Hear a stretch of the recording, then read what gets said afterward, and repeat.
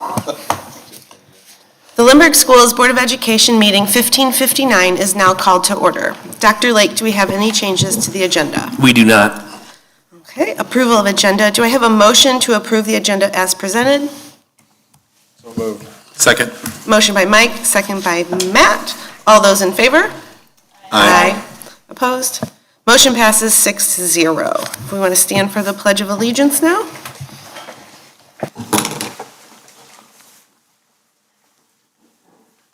Pledge allegiance to the flag of the United States of America and to the republic for which it stands, one nation, under God, indivisible, with liberty and justice for all.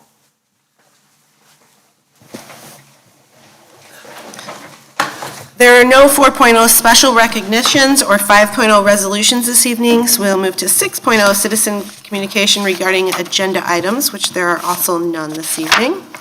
7.0 communications, 7.01 calendar of events, Ms. Secretary. Yes, hello. Okay, big week next week, August 23rd, Tuesday, is the first day of school. The Lindbergh High School has an open house on August 25th. Please see the high school calendar for details on that. The district will be closed on Monday, September 5th for Labor Day. September 8th is International Literacy Day, and Student Life Board Advisory will meet. The National Arts and Education is September 11th through the 17th. On September 13th, Board Advisories, Teaching and Learning, and Finance will meet. And then we are here for a special tax rate hearing, followed by a regular board meeting on Thursday, September 15th. So busy, busy, busy. Thank you. 7.02 report of meetings. Does anyone have any? I know in the summer it's usually much slower. I attended the Lindbergh Schools Foundation big retreat, kind of back to school year retreat on Friday. I'm our board representative this year, and I just want to give a shout out to them because I feel that we are so fortunate to have such a great group of people working for the betterment of our district, and I'm just really excited to see what they can do this year, and I'm just feel really privileged to be a part of that group. So it was great, and I'm excited to see how we can raise money for our kids and for the district, and it was great. Yeah. Thank you. Anyone else? I just wanted to add that we had an invitation to new teacher orientation. It was fantastic. The room was filled, and we had several new counselors, which now we have 2 at each school, which is fantastic, something that we worked on. And then we had a lot of SSD, and it was nice to have them present. So Tara, thank you for having them present so we could meet them as well and know who our partners are there. We also had opening day, which was fantastic. I think it really pumped everybody up and got everybody excited for school. And for Julia. Shout out to the marching band. What's that? Shout out to the marching band for opening day. Yes. So fun. And for Megan and Julia, that was something they hadn't experienced, so it was really fun for them. And then I just want to have everybody know that on Saturday is Green and Gold, and that's where the fall sports activities ramp up and get out, do scrimmages and fun like that, and stop by the concession stand because the Flyerettes are having that. But anyway, that's it. Shameless plug. That's all. Thank you. We do not have any announcements this evening. Next is 7.04, review of upcoming Board of Education meeting agendas. Megan. Yes, so we're scheduled to meet on September 15th at 7 p.m. for a special meeting for our tax rate hearing, and then our regular board meeting will follow immediately after that. The tentative agenda for the special meeting includes presentation of the proposal for the 2022 tax rate and hearing of citizen and petitions regarding the proposed tax rate. And then at our regular meeting, we will have the adoption of the proposed tax rate, further record reports on professional learning plans, and then a second reading of any policies for the record this evening. And that's all. Thank you. 7.05, we have no Board of Education member appointments. 7.06, MSBA Board Report. We will watch our August report.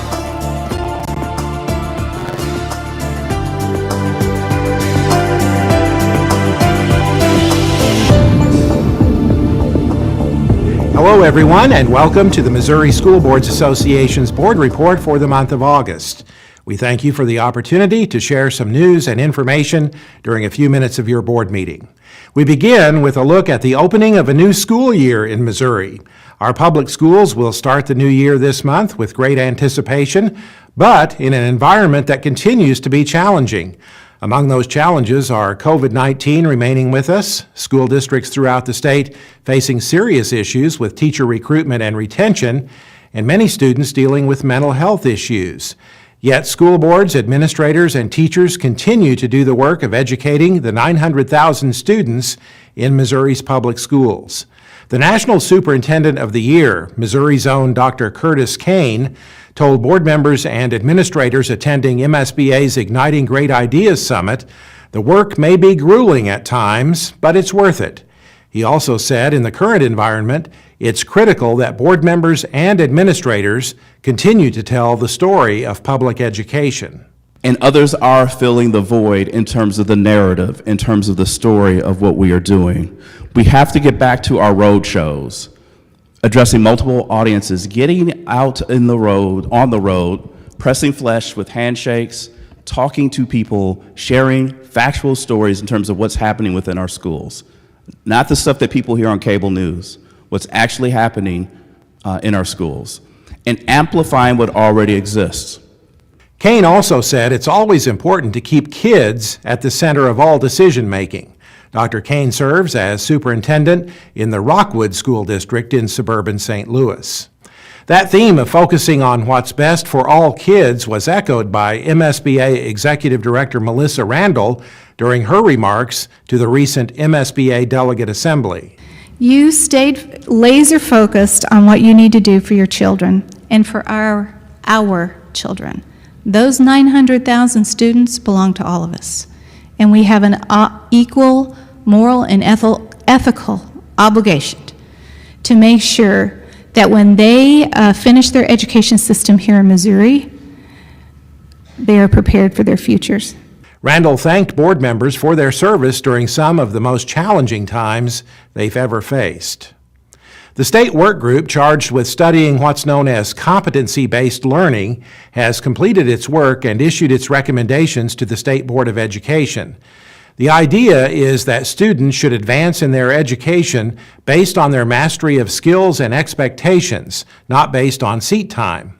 One of the co-facilitators of the group, Dr. Mike Fulton, presented a session on the issue during MSBA's recent Igniting Great Ideas Summit, and he described the competency-based learning approach. Public schools exist for a reason. It's to provide access for every child in our state to a great education that gets them ready for their future. Competency-based learning is not a program. It's a mindset that you use to solve complex problems that empower students to take control of their lives and be college, career, and workforce ready in ways that are customized to them. The recommendations of the Success Ready Students Work Group include designing a competency-based assessment system for students, designing a competency-based accreditation system for school districts, and expanding business-to-education partnerships. Nominations are open for the Carter D. Ward Excellence in Advocacy Award. The award, named for MSBA's former executive director, is presented each year to a local board member who excels at advocating for public education. Nominations for the award, which will be presented at next year's legislative forum, are being accepted through August 31st. There's still time to submit proposed changes to MSBA's advocacy positions. Those position statements express to legislators, policymakers, the public, and the media where MSBA stands on issues like school board elections, charter school expansion, vouchers, and many others. Delegates will vote on proposed changes at the Fall Delegate Assembly this November in Kansas City. The deadline to submit new or revised position statements is August 31st. Join us in Kansas City at the Kansas City Convention Center November 3rd through the 5th for MSBA's annual conference in cooperation with the Missouri Association of School Administrators. This year's conference will include 3 general sessions, including keynote speaker Olympian Jackie Joyner-Kersee, more than 90 concurrent sessions, a one-day education expo, and much more. Registration information is available on the MSBA website. You can also register to attend the 2022 Midwest School Safety Summit to be held November 2nd and 3rd in Kansas City. This event is designed to provide information for those who govern and work in K-12 schools, colleges, and universities, as well as law enforcement officials and others working with MSBA member districts. The Midwest School Safety Summit is presented by MSBA's Center for Education Safety and the Safe and Sound Schools organization. That's it for this month's edition of the MSBA Board Report. Thanks for allowing us to have some time at your board meeting, and so long from Columbia. Thank you, Colin.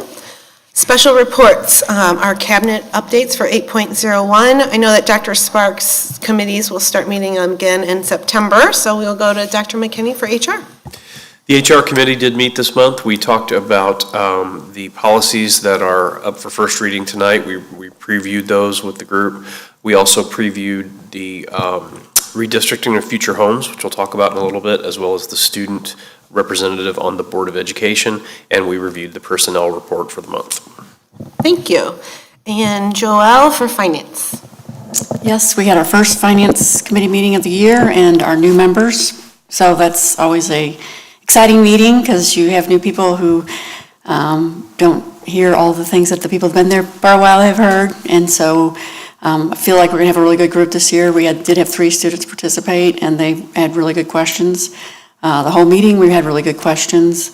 It was nice to go around during the introductions and have people who have been on the committee for a couple years talk about what they have learned over the years from sitting on it, just what popped in their head that they didn't know about school finance or how we operate and how we earn our revenue. So that meeting is a little bit hard for the people who've been there for a while because I got to hear the same story and it's kind of the same questions, but believe me, you can't hear school finance rules too much. So it was a really good meeting, so I look forward to it this year. All right, thank you. 8.02, update on student representation on the Board of Education. Dr. McKinney. Yes, so last May, seems like a long time ago. In May, we went through the 4 slides that are in your presentation tonight, and we discussed the idea of adding a student representative to the Board of Education. The process has moved forward. As you can see in these slides, Colin, if you'll go to the next one, our rationale was to enhance student voice and representation in district governance, and we talked about bringing up a junior as a board member elect and appointing a senior as the actual member to the board, and then we would have someone always in the pipeline. So this year there would be 2 people appointed. If you go to the next slide, Colin, this is the basics of the role, that they would have a seat at the table, they would represent the student body and provide the board with student perspectives on issues.